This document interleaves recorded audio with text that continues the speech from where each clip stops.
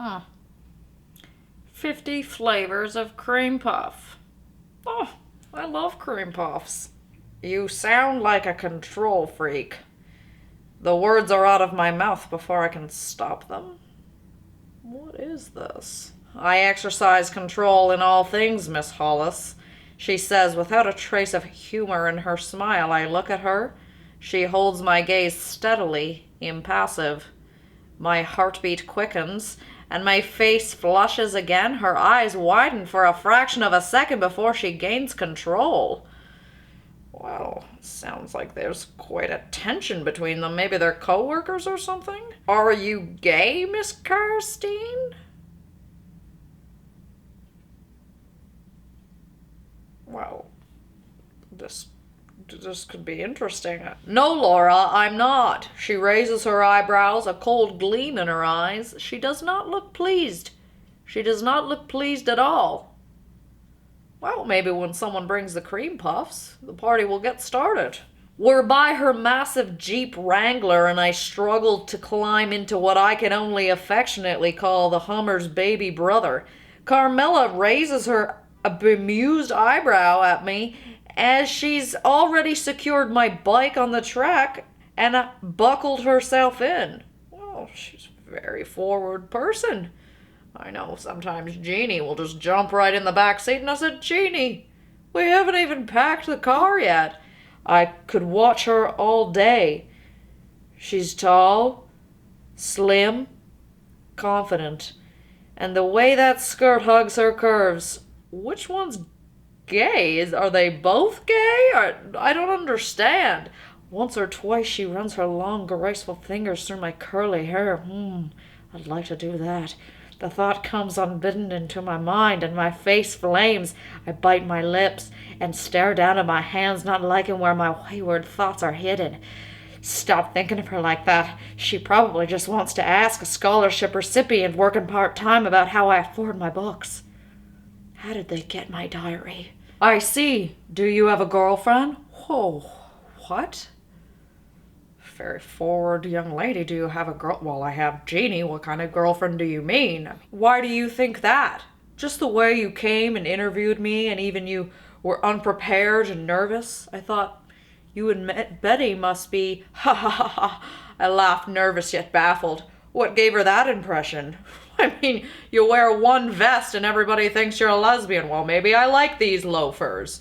Maybe I like to take my cat everywhere with me. I mean, people make assumptions. It's ridiculous. Just because two grown adult women live together and sleep in a single bed doesn't mean that they're... whatever. No, she's been my roommate since freshman year and is a good friend of mine. Exactly. Why did you think I would have a girlfriend? She's fishing for details still, Hollis. Two birds with one stone. This girl is just devilish in her attack. She's trying to seduce you. Just stay strong. Go back to your roommate. She'll make you some Ovaltine. She has one arm around my waist, clasping me to her, while the other hand slowly pushes us apart. I've been there. The push and pull of love, many times with men, obviously. A lot more pushing away on my part, for sure. My appetite vanishes. She can't stay away. Then don't, I whisper. She gasps, her eyes wide. You don't know what you're saying. Enlighten me, then. We sit gazing at each other, neither of us touching our tea. You're not celibate, then, I breathe. Sounds like Jeannie and I this morning. The elevator arrives and we step in. We're alone. Need to unbutton this. It's hot in here. I told Jeannie to fix this goddamn heat. Suddenly, for some inexplicable reason, possibly our proximity in such an enclosed space, the atmosphere between us changes, charging with an electric, exhilarating anticipation. This is like every time I'm in an elevator with a woman. She lunges at me, pushing me up against the wall of the elevator. Before I know it, she's got both my hands on one of hers in a vice-like grip above my head, and she's pinning me to the wall using her hips. Using her hips? What kind of phoenix is this? My lord, I have never even imagined any of these things. I moan into her mouth, giving her tongue an opening. She takes full advantage, her tongue expertly exploring my mouth. What is she, a dentist? I've never been kissed like this. You and me both, sister! Carmilla opens the passenger door to the Jeep. I clamber in. It's a beast of a car. She hasn't mentioned the outburst of passion that exploded in the elevator. Well, that's awkward. I mean, how do you just lunge on someone? You don't call it about. I mean, even when Jeannie farts, I'm like, you know what, Jeannie? Let's acknowledge the gas in the room right now. I suppose this is a little different, but... Should I? Should we talk about it or pretend that it didn't happen? Well, my go-to move is always pretend it didn't happen. It hardly seems real, my first proper no-hands-barred kiss. As time ticks on, I wonder if it was just in my imagination. It never happened, it never existed, except that I'm slightly wet. Well, if the car's such a beast, you must have a towel back there to mop that up. I mean, or AC, anything. You just open a window and you can dry yourself off. These people aren't very practical. A little bit too romantic for my taste. And I'm being dropped off at work. Oh, well, good luck focusing after that. I know whenever I get in a fight with Jeannie, I can't get my mind off it all day. I'm always checking my phone to see if she's apologized. No, I touched my lips, swollen from her kiss. It definitely happened. I'm a changed woman. I want her desperately, and she wanted me. Well, I mean, it's easy to go for it when you're young. I mean, it's a lot different when you're middle-aged and you've got bills to pay, and I mean, sometimes you're not in the mood, or my family's in the next room. I glance at her. Carmilla is her usual polite, slightly distant self. Oh, sounds like Jeannie. Oh, I can relate to that. Hello, anyone home? Every night of my life. How confusing. Yeah, you're telling me. That's the push and the pull. Mostly the push, Jeannie. Mostly the push. Wanna go feed a kitty?